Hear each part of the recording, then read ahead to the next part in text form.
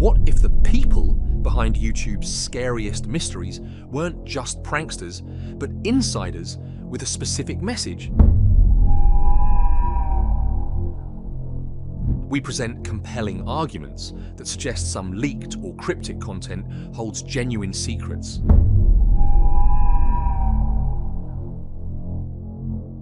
You're about to witness how hidden truths fight their way out through the cracks in the system.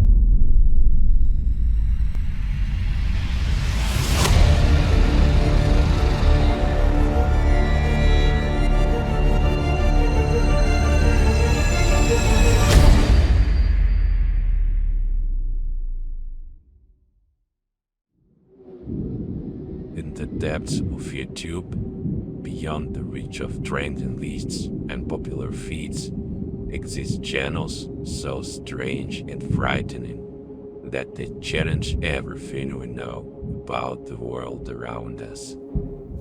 Hi, my name is Mark, and I'm the host of the Scary Mysteries Videos channel, where darkness and mystery come to life in every video that becomes the subject of our story.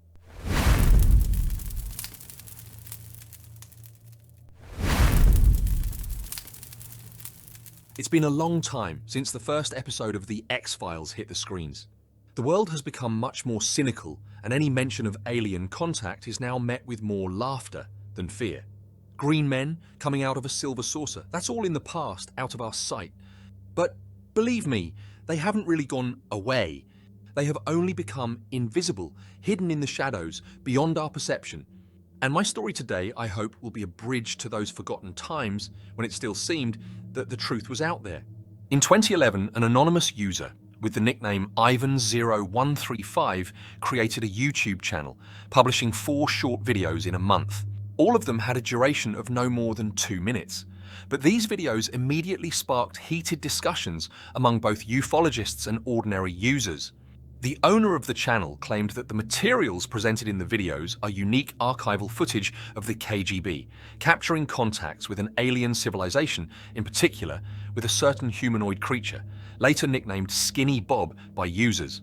Viewers were instantly divided into 2 camps. Some considered the videos a sensational leak of classified material, others another masterfully thought-out hoax. This clash of opinions only intensified the intrigue, and the videos themselves, continuing to this day to excite minds and generate endless discussion, have become one of the most mysterious ufological materials in the history of the internet. There are many investigations on the web devoted to these mysterious videos, and I recommend you to read one of them. You will find the link in the description. But today, instead of a detailed analysis, I will focus on the key aspects of this story to which, hand on heart, almost all subsequent investigations could not add anything new. And at the end of the video, I will try to present you my concept, which I believe can finally offer a logical and consistent explanation of all the facts related to Skinny Bob, and perhaps even to some extent confirm the authenticity of these videos. So, let's start with a brief overview of the facts. The owner of the channel said that he was born in 1969 and is a native of Russia, without giving any other information about himself. He claims that the published videos are fragments from longer recordings that allegedly form part of classified KGB archives documenting contacts with an alien civilization.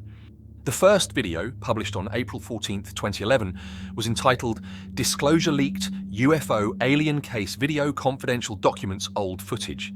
It begins with a splash screen showing the KGB coat of arms and text painted black, presumably the name and archive number of the case, hidden from the general public. This is followed by scenes, which, according to the author, are documentary footage. The first part of the video begins with a shot showing a flying object hovering in the sky above a certain structure. In the next scene, a similar object is captured from a different angle against the background of the countryside. This time, apparently, it was filmed from an airplane flying slightly higher. Next, the camera captures the silhouette of a creature, standing in the dark and staring intently into the lens. But perhaps the most intriguing moment comes when the camera suddenly switches to the crash site of the flying object. The footage shows the body of the alien pilot lying next to the smoking wreckage of his ship. The clip concludes with a scene resembling an anatomical examination of an alien body. All of this is accompanied by the haunting sound of a movie projector. The second video was published on May 2nd, 2011, titled Alien Grey Extraterrestrial Zeta Reticuli UFO Leaked Footage. It begins with text, written on behalf of Ivan0135, in which he explains that the footage was extracted from 7 videotapes containing events related to alien contacts that occurred between 1942 and 1969. A close-up of the creature, nicknamed Skinny Bob, appears on the screen. It stands swaying slightly, moves its head and arms, and then, as if sensing the camera's gaze, looks directly into the lens. The next shot shows Bob getting his height measured. The camera slowly slides from bottom to top, revealing his unusual physique. The last scene, entitled How to Drive, is of particular interest. A mysterious circle appears on the screen, looking like the control panel of an alien ship, and the shadow of an unseen observer falls on it. The third video, published on May 9th, 2011, contained no new footage and was a series of text messages from Ivan0135, which were a response to user comments left under the previous videos. In this message, the author claims that most of the viewer's conclusions are incorrect and that further publication of the materials depends on some circumstances that he is in no hurry to disclose. Throughout the clip, a 4-fingered handprint was shown in the background. The last video, published on May 18th, 2011, was entitled Alien Grey Extraterrestrial Zeta Reticuli Tape 06 Family Vacation. Unlike previous videos, it is in color. The video begins with text inserts stating that the footage was filmed in 1961 and captured an alien delegation visiting a military base. According to the author's version, during this visit, one of the officers made an unscheduled videotape, which led to a future ban on any filming. The following footage, shaky and blurry, shows several humanoid creatures walking across a concrete pad. The footage shows one of the aliens, noticing the camera, turning his head sharply towards the cameraman. At this point, the recording ends. Visually, the videos, published by Ivan0135, give the impression of old archival tapes enhanced by the aforementioned sound of a movie projector and the image quality characteristic of such recordings. However, a closer analysis of these videos reveals several features that cast doubt on their authenticity. One of the main arguments of skeptics who doubt the authenticity of these materials is the use of modern effects in the Ivan0135 video that mimic the damage of old film stock, such as scratches, noise, and flickers. These artifacts, meant to give the footage an authentic feel, appeared too similar to those found on popular video stocks. Reddit users who researched the clips found completely identical effects online and successfully applied them to their own videos. In addition, an obvious weakness is the splash screen of the first video, with the KGB coat of arms, which, as it later turned out, was completely borrowed from the pseudo-documentary The Secret KGB UFO Files, released in 1998 and later exposed as a fake. Another serious argument against the authenticity of these videos is the use of timestamps. The time codes are in fonts that were only developed in 2006 and therefore could not have been used in the middle of the last century.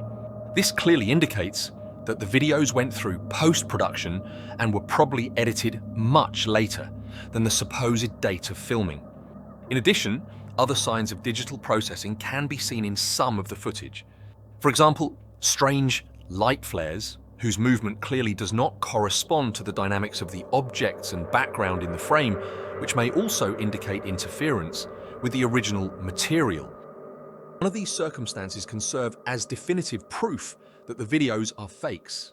Rather, they point to the possibility that the material has been artificially manipulated, perhaps to create a certain visual effect, or to hide details that could reveal the true origin of the recording. So what do we have? Unique footage or a skillfully crafted fake? On the one hand, the clear signs of manipulation in the video sequence point to the possibility of a hoax. On the other hand, the proponents of the authenticity of this footage, and I'm one of them, have equally strong arguments that can testify to the fact that this material is indeed genuine. To begin with, the details of Skinny Bob's blinking, head movements, facial expressions, and even skin look amazingly believable. Particularly noticeable are the fine movements of the eyelids and facial muscles, which, in 2011, would have been extremely difficult to reproduce with computer graphics or puppet animation. Bob's body and facial proportions, eye and limbs movements, also look convincing, which rules out the possibility of them being created by an amateur, without access to professional equipment. The surroundings, clothing and technical devices shown in the video are consistent with what would have been in military science labs of the time. Even assuming the video is fake, it would have required significant budget and a team of specialists to create it, and given the lack of clear financial gain from publication, this seems unlikely. As a result, we are faced with a rather odd situation. If these videos are fake, why would one create such an expensive and elaborate production only to ruin it with cheap video stock effects and fonts that are clearly out of context with the supposed era? On the other hand, if the footage is authentic, why subject it to such obvious editing that diminishes its value and raises further questions? The answers here, in my opinion, lie in history, and more precisely, in the events of 1947. We are talking, of course, about the famous Roswell incident. As you know, during this event, an unidentified flying object allegedly crashed in New Mexico, and its wreckage and the body of the pilot who flew it were moved to secret government hangars for further study and autopsy. That sounds familiar, doesn't it? Especially when you consider that these events took place in the late 40s. When I saw the splash screen with the KGB emblem in the Ivan 0135 video, I immediately had a thought. If we assume that the Roswell incident and the events depicted in the Skinny Bob videos take place in different places, then it turns out that the aliens living on Zeta Reticula produced an extremely unsuccessful model of a flying saucer in the 40s, which broke down regularly on almost every visit to Earth. Doesn't it make more sense to you that the newsreel footage of the Roswell incident and the Skinny Bob video footage could be pieces of a large mosaic? If you look closely at the surrounding landscape in the Ivan 0135 video, you can see that it bears a striking resemblance to the area of the American South, right around Roswell. It is also worth considering that Ivan 0135 published his first video just a month after foreign hackers, having gained access to RSA security keys, conducted a cyber attack on the Pentagon and stole some 24,000 confidential documents. If the videos were among the stolen files, it is possible that Ivan 0135 was himself a military official who deliberately discredited the material by using modern fonts and effects available on video stocks. This could have been done to forestall the publication of the full archives and to prevent the public from taking them seriously. In this regard, it is worth remembering the long-term effort to integrate into pop culture the image of the grey alien that Skinny Bob resembles, which was extremely successful. The image of a lanky creature with grey skin, a huge head and big black eyes became so hackneyed that it became a cultural cliché. Assuming that these videos are part of a larger story beginning with the Roswell incident, we can reconstruct the following development. In 1947, an unidentified object crashes in New Mexico, and of the entire crew, only one creature survives, who will later be named Skinny Bob. Soon after, another delegation arrives to retrieve the remains of the crew and the wreckage of the machine. This forces them to make contact with the American government, maintain these communications, and make more visits, at least until the last video posted by Ivan 0135 was taken. The contact is forced, so Skinny Bob's tribesmen forbid both new filming and the publication of previously filmed footage. However, when representatives of the Pentagon violate this rule, all communications with extraterrestrial civilizations are cut off. And perhaps that is why the American government does not lie at press conferences, claiming that it has no contacts with extraterrestrials now. Well, it seems to me that we are close to a clue, but there is still one small step to the truth. Perhaps Sooner or later, the archives that became the basis for the video on the Ivan0135 channel will be in the public domain, and the truth that is now out there will finally be available to us. In any case, we will continue to follow the developments and search for answers. Who knows what will be revealed next? Stay tuned.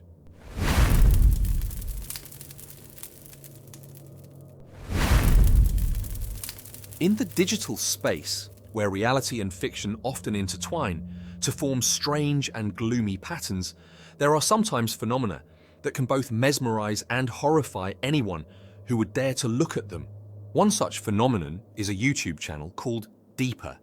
When appeared, it quickly gained the attention of millions of users around the world, becoming a kind of digital magnet for those who long to look beyond the usual boundaries and see something truly frightening and yet so real that it seemed it could appear before you in the flesh at any moment. Today we're going to delve into the creepy history of this channel to try and understand the secrets behind its strange, disturbing content and what drove the man who posted these frightening and provocative videos over the years. The story of this channel began with one mysterious post on the image board 4chan. It was there, in a thread discussing the unsolved murder of a woman named Darcy Anderson, that a strange post appeared. An anonymous user left a simple cipher, which, once deciphered, turned out to be a link to a YouTube channel called Deeper. Users who clicked on the link discovered the channel featured short clips shot on an old VHS camera. At first glance, these twitchy, primitive recordings didn't look like anything special. The first video showed a nighttime street shot with a shaky camera, as if the cameraman was running somewhere or chasing someone.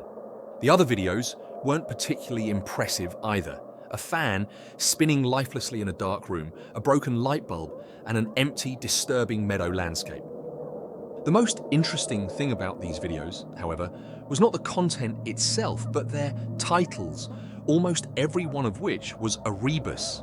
For example, the title for the first video was encrypted in hexadecimal code, which, when deciphered, sounded like a phrase taken out of context. They have followed. Another video was called culmus, a Latin word meaning stalk. These phrases sounded like fragments of a puzzle, hints which, of course, in the first couple aroused great interest among fans of secrets and cryptography.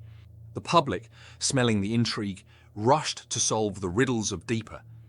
However, despite the strangeness of the first videos, they did not contain anything overtly threatening, unless you count the revolver that appeared in the sixth video, a weapon that never bodes well. The real turning point was the seventh video, when Deeper turned from a set of strange, meaningless recordings into something really creepy. Everything was harmless in the frame. The viewer was shown a vast steppe, where nothing remarkable was happening. However, behind the scenes, the shrill howl of police sirens sounded, and the main intrigue awaited the viewer in the final scene, a strange sound superimposed over the audio track. When analysed in detail and decoded, spectrogram turned into a name, Stephanie Ann Bauman. Stephanie was one of the victims of the maniac known as the Denver Killer, who terrorized the people of Colorado for 2 decades, beginning in 1975, leaving a trail of unsolved cases and many missing women in his wake. Since then, the videos on the Deeper channel have become more and more frightening and similar to the snuff content from the deep web. Each new video added new ominous fragments to the overall disturbing picture. One of the darkest was called mortem, which means death in Latin. The camera emotionlessly showed something that looked like a body part neatly wrapped in polyethylene, like a creepy souvenir. In another video called Relapse, the focus of the lens snatched at the end a pair of handcuffed hands out of the gloom. It all seemed like a deliberate action, where each new element took viewers deeper into the dark, unexplored corners of the author's mind, trying to say something more. The further it went, the more and more the feeling grew that these videos were not just a figment of a sick imagination, but frightening messages left by someone. Intrigued users began to seriously discuss the channel's possible connection to unsolved murders committed by a maniac from Denver, and someone even gave the author the nickname the Angler Killer because he had a stylized image of a predatory anglerfish on his avatar. To give credit, the owner of the channel did not disappoint his viewers, whose number, by that time, came close to the mark of 50,000. With each new video, he raised the stakes, adding more and more frightening and frankly sinister elements to his videos. Some clips showed containers of sulfuric acid, a chemical often used to cover up crime scenes. In other recordings, viewers could observe puddles of some dark red substance resembling you-know-what, and rooms covered to the ceiling with plastic sheeting, like a set from a Dexter series. And in one of the last videos, the author of the channel showed the viewer something that looked like a real torture chamber. On the floor, in the dim light, lay a collar and rope, silent but expressive evidence of someone's suffering. The clips were often accompanied by the distorted music of Daniel Johnston, an American musician, who suffered from manic depression and schizophrenia throughout his life.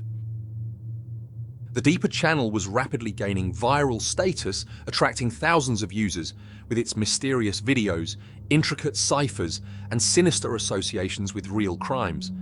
Each new clip sparked heated discussions on YouTube and Reddit. Users analyzed every detail, decoded the codes, and built new hypotheses about what was behind this creepy project. Opinions were divided. Some believed that the author of the channel is a real serial killer or his imitator who uses the internet as a stage for his terrible deeds, deliberately sowing fear and seeking to leave a trace in history. They saw each new video as a proof that the perpetrator was playing with the public, simultaneously scaring and attracting attention.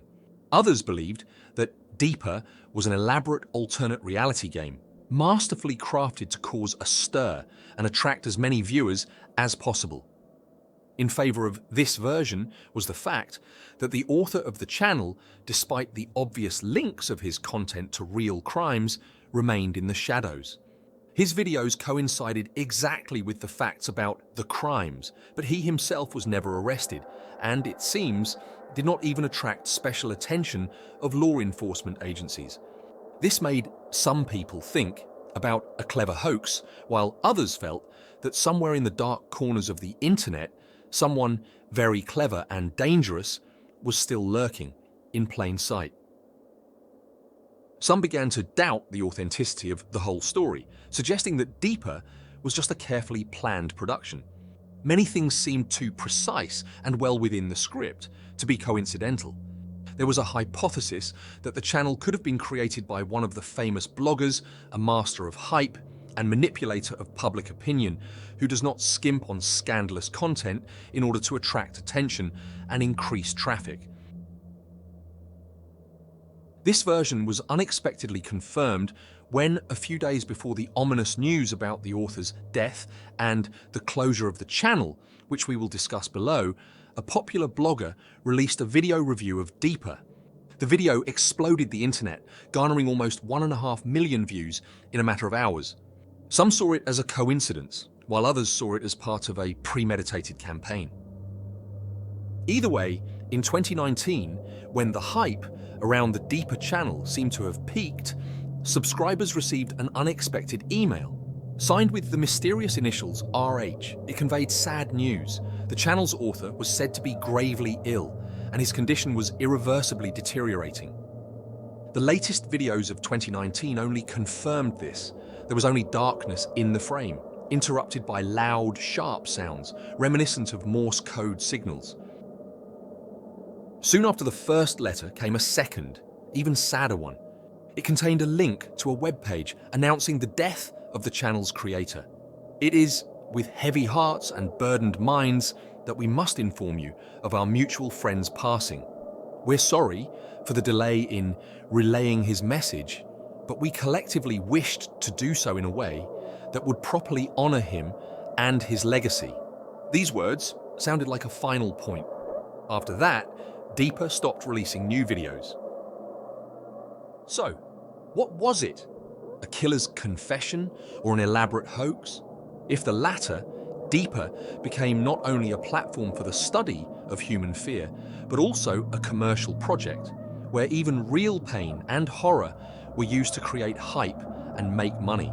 In this light, the macabre game of images, ciphers, and innuendo took on an even darker hue, and the victims of the Denver killer became part of a clever marketing ploy, where real-life tragedies were a means of achieving success in the blogging world. If you ask me, as an investigative journalist, I have my own version. Perhaps less obvious, but plausible. It seems to me that the Deeper channel may not have been a standalone project at all, but an elaborate decoy created by the criminalists working on the Denver killer case. This hypothesis is based on one simple thought. Perhaps the purpose of the channel was to provoke the killer himself to get in touch, to make him admit his crimes. If the maniac had seen these videos, which seemed to parody his methods and gruesome feats, it could encourage him to make himself known, trying to prove that he is the real author of the murders and the creators of the channel are just pathetic imitators who want glory against his background. This assumption seems especially plausible to me against the background of the strange indifference of law enforcement agencies to the channel itself and to the heated discussions on Reddit and 4chan. It's logical to assume that if they could actually obtain useful information, they would try to find the owner of the channel, interrogate him, and if necessary, shut down Deeper. After all, these videos probably caused new trauma to the relatives of the Denver killer's victims, reviving their terrifying memories. But instead, there was complete silence and no reaction. As if they didn't care at all. Deeper has become a symbol of the new, strange frontier of the internet, where the line between the virtual and the real is dangerously blurred. Over the years, the author has woven a dark web, immersing viewers in an atmosphere of horror and uncertainty. In doing so, his true identity and motives have remained a mystery. Is he dead, as recent letters have claimed? Or does he continue his game in the shadows, remaining elusive? These questions will probably remain unanswered. But one thing is certain, Deeper has made us think about how close the shadows of the past can be and how dangerous it is to play with what lurks inside it. The internet holds many secrets, and Deeper is just one of them, but by no means the last. Who knows what other dark mysteries lurk behind endless lines of code and faceless accounts? We will continue to explore the darkest corners of the web and tell you about the most frightening and mysterious phenomena. Subscribe to our channel not to miss new investigations and find out what's lurking on the other side of the screen.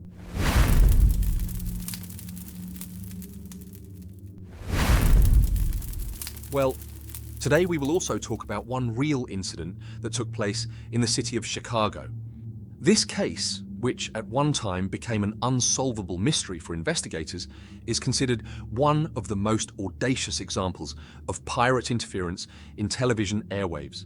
In November 1987, two Chicago television stations, WGN-TV and WTTW, suffered an unexpected intrusion into the airwaves. An unknown person wearing the mask of an 80s cult character named Max Headroom, who was at the time the epitome of cyberpunk aesthetics, intercepted the television signal. This daring act took place during evening prime time and demonstrated the vulnerability of analog television signal transmission technology. The incident went down in history as one of the most mysterious intrusions into television broadcasting never explained, even decades later. The first case of broadcast interception occurred on November 22, 1987 at 9:14 p.m. During the sports segment of WGN-TV's 9 o'clock news, anchor Dan Rowan was recounting highlights of the Chicago Bears game against the Detroit Lions. Suddenly, the broadcast was interrupted and the viewers' screens went dark for a few seconds, after which a strange video appeared on the air. Instead of a news program, a man in a Max Headroom mask appeared in front of the viewers against the background of a rotating corrugated metal sheet. After 20 seconds, WGN engineers were able to regain control of the situation by changing the frequency of the operating signal, connecting the studio to the transmitter atop the John Hancock Center, thus interrupting the intrusion. At 11 p.m. the same day, the strange incident happened again, this time on PBS television station WTTW11 during the airing of an episode of the Doctor Who series. Unlike the first incident, WTTW did not have engineers capable of quickly changing the signal's carrier frequency, giving the intruder the ability to hold the airwaves for nearly 90 seconds. During this time, the man in the Max Headroom mask managed to utter a whole set of seemingly incoherent phrases.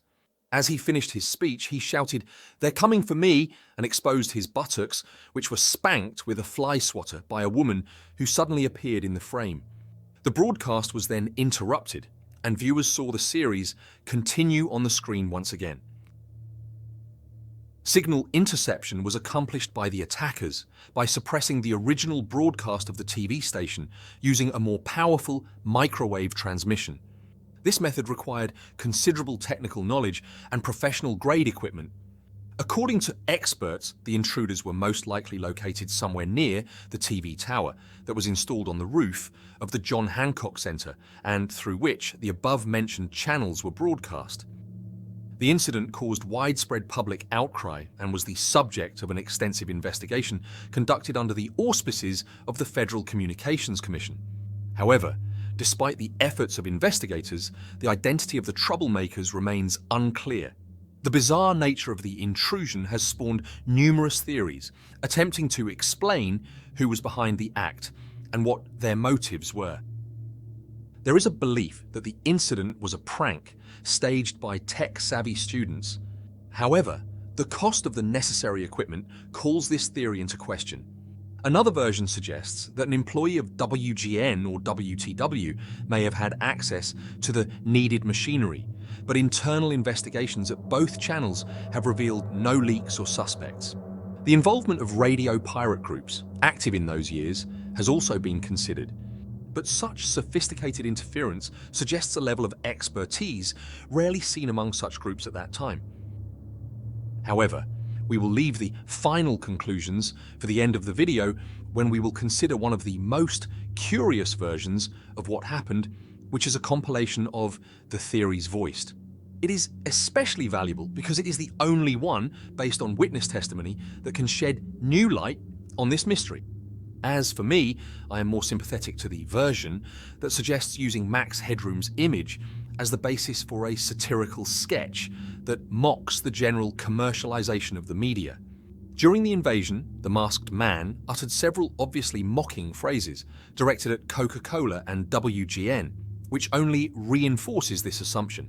The seemingly chaotic nature of the speech and the lack of a clear agenda would seem to call this theory into question. But if we take a broader perspective and assume that the masked man was speaking as a precursor to what would later be called anti-globalization, everything falls into place. And I would be absolutely confident in my reasoning if it were not for one circumstance that calls my confidence into question. And this is where we get to the most interesting part. A few years ago, I came across a post, now deleted from Reddit, but nevertheless available through webarchive.org. I'll leave a link to it in the description of this video. The author of the post claimed that he knew the people who organized the signal intercepts at WGN TV and WTTW, and that they warned him on the day of the incident that something high profile would happen in the evening that would be worth watching. According to the post's author, 3 people were behind the organization of the interception: a man wearing a Max Headroom mask, his brother, and his brother's girlfriend. The hijacker himself allegedly suffered from an autism spectrum disorder and was prone to bizarre sexual jokes, which, according to the author, explains episodes airing such as the masked man's incoherent monologue and bare ass spanking. The other 2, his brother and his brother's girlfriend, helped him with the technical organization of the event and supported him. The entire trio were highly technical and moved in local circles of tech enthusiasts. These groups can be considered the prototype of the subculture that later became known as hacking. Members of this community were not only fascinated by technology, but also sought to use it in unconventional, often provocative ways. The author of the post met this trio in some local dial-up chat room and saw them in person several times, including the day of the broadcast takeover. He wasn't absolutely sure of their involvement, but there were facts that eventually convinced him to write that very post.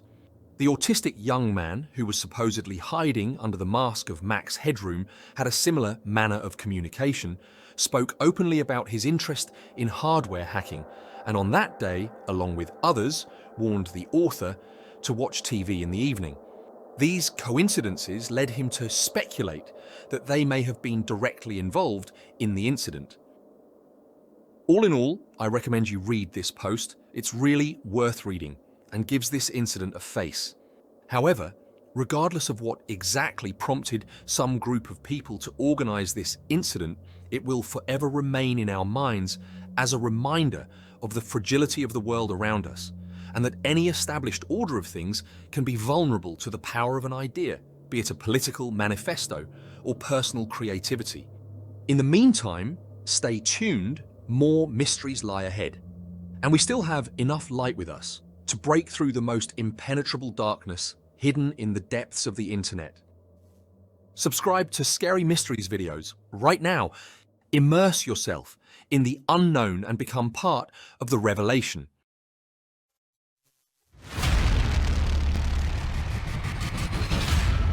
Uncover the hidden